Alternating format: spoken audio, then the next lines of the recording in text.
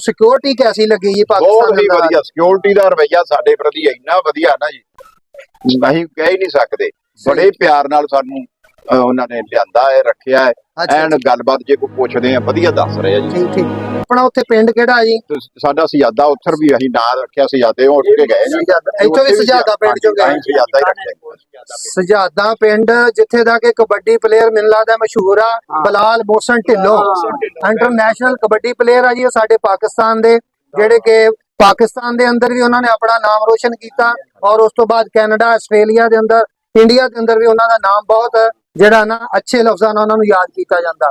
ਤੇ ਇਹ ਉਹਨਾਂ ਦੇ ਪਿੰਡ ਦੇ ਅੰਦਰ ਇਹਨਾਂ ਦੇ ਵਡੇਰੇ ਤੁਹਾਡੇ ਰਹਿ ਗਏ? ਸਾਡੇ ਵਡੇਰੇ ਪਿੰਡ ਜਿੱਥੋਂ ਯਾਦੋ ਤੇ ਮਰਸੀਆਂ ਪਿੰਡ ਸੀ ਉੱਥੇ ਪਹਿਲਾ ਪੁਰਾਣਾ ਜੀ।